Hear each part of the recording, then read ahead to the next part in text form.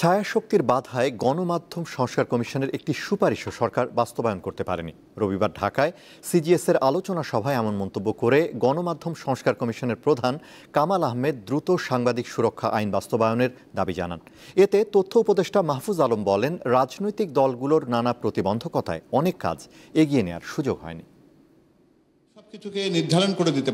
রবিবার রাজধানীর সিরডাপ মিলনায়তনে গণমাধ্যমের স্বনিয়ন্ত্রণ ও অভিযোগ ব্যবস্থাপনা, রাজনৈতিক ও নীতিগত দৃষ্টিভঙ্গি শীর্ষক গোলটেবিল আলোচনার আয়োজন করে centre for governance studies CGS. ইউনিয়নের কিন্তু গৌরবোজ্জ্বল অধ্যায়ও আছে। আলোচনা সভায় অংশ নেন বিভিন্ন রাজনৈতিক দলের নেতা, গণমাধ্যম ব্যক্তিত্ব ও সুশীল সমাজের প্রতিনিধিরা। এতে গণমাধ্যমের স্বাধীনতা, সাংবাদিকদের জীবনযাত্রার মান উন্নয়ন ও গণমাধ্যমে রাজনীতির প্রভাব নিয়ে নিজেদের মতামত তুলে ধরেন তারা। দলগুলোর ইশতেহারে কোনো অঙ্গীকার করতে পারে, আমি কয়েকটা অঙ্গীকার সরাসরি প্রস্তাব করি। একটা আমার কাছে মনে হচ্ছে যে মত প্রকাশের ব্যাপারে এবং মুক্ত সাংবাদিকতার ব্যাপারে তারা কি করবেন সেটা স্পষ্ট করা উচিত ইশতেহারে। গণমাধ্যমের উচিত আমাদেরকে জবাব দিয়ে আতায় না, কারণ দিন শেষে তো রাজনীতিবিদদের কাছে যেতে হয়। সম্ভব হলে সামনে নির্বাচনে আমি মনে করি যে মিডিয়ার মুখোমুখি রাজনীতিবিদদের আমাদের হওয়া উচিত। এটা আপনারা করেন। ক্ষমতার কাছাকাছি থাকবার একটা আকাঙ্ক্ষায় যে গণমাধ্যমটি বিকশিত হচ্ছে, সেই গণমাধ্যমের কাছ থেকে আমরা আগামী দিনে খুব ভালো কিছু পাবো কিনা সেই প্রশ্ন কিন্তু থাকেই। সরকার বদলের সঙ্গে সঙ্গে তাদের আনুগত্য বদলে যায়। আনুগত্য দিয়ে কোনো স্বাধীন সংবাদ মাধ্যম সম্ভব নয়। সবাই কি বিসিএস ক্যাডার হবেন? বিসিএসে যাবেন? বিসিএসে মাত্র 1000-2000 পোস্ট, আর বাকিরা কি করবেন?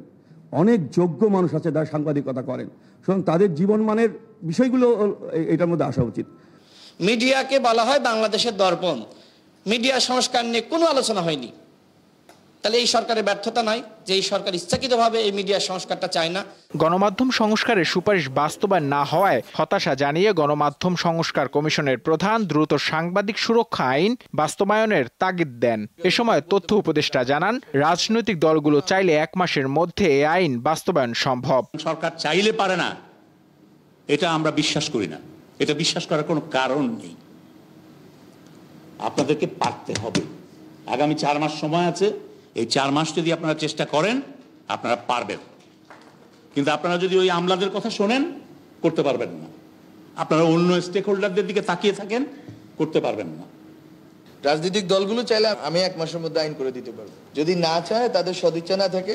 কারণ রাজনৈতিক দলগুলোর সাথে আমলারা যুক্ত, আমলারা বসে আছে কখন পরবর্তী সরকার আসবে, এন্ড এই আইনগুলো তারা তখন পাশ করবেন।